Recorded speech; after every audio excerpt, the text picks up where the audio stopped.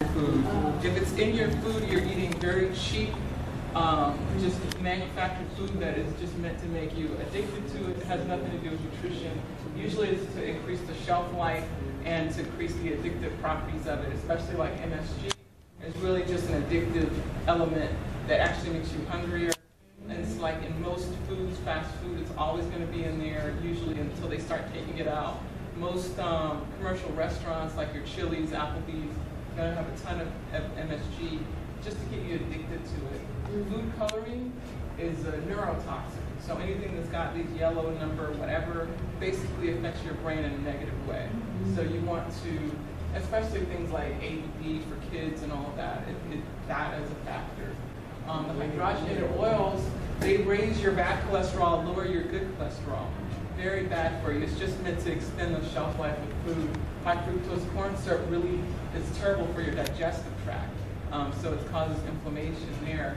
And then the fake sugars, any fake sugar, aspartame, NutraSweet equals Splenda.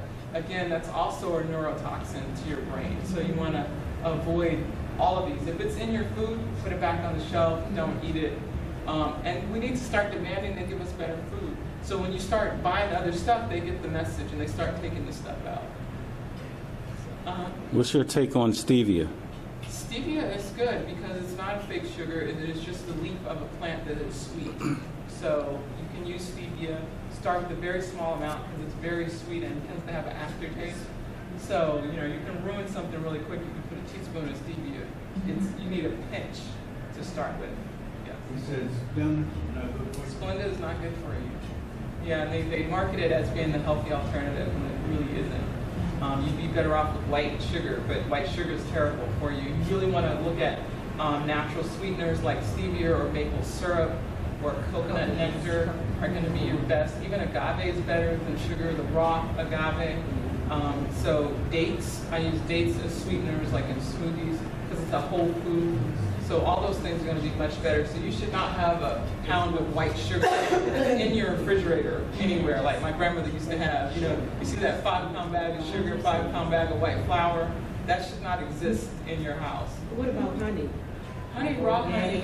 Raw honey. Yeah, can be used, yeah, but not the processed honey. Yeah, just raw honey. You have a question? Well, comment actually. The reason that I asked about stevia, I always try to give a plug for our community garden out back. Oh, we're trying to grow all natural stuff, organic, and we grow stevia. So just wanted to make sure we were on the right track with the stevia. Stevia is actually a leaf. It's not brown, it's not whatever white, they dye it and put it in the stores. Right. It's a green so you leaf. Want the green leaf stevia is the most natural, not the processed white stevia.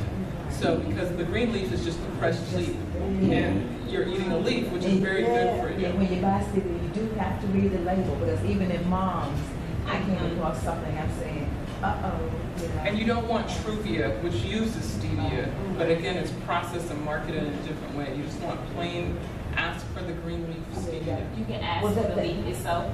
The green leaf stevia. Well, yeah, like they mom crush it. ask for it. Yeah, and they are good about ordering what you want too. I haven't really looked because I just don't use stevia much because of the kind of the aftertaste, but you can ask for that. But that's the name of the one in moms is green leaf stevia. Yeah, if it says that, usually it's green. It'll be green itself. This one that I buy that says has no GMOs. It's in a fun looking box, but I can't remember the name of the brand name. But it doesn't give me that aftertaste when I buy that one. And it says no GMO. It has all of that. Well, that's a good option. Is you use the coconut too?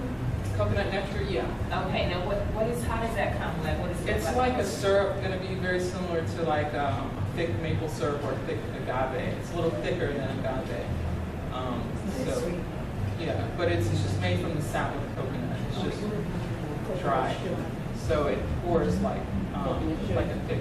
And I can eat that. Yeah, you can just get that. They have that, and that's even healthier than the agave. So these are things you want to be eating like often, every day, or at least often within at least some of these every day. The fruits and green leafy vegetables and beans, this should be every day. The brown rice, quinoa, that's not every day, but those are what you're using as your grains, things like that, and other whole grains, and obviously water. So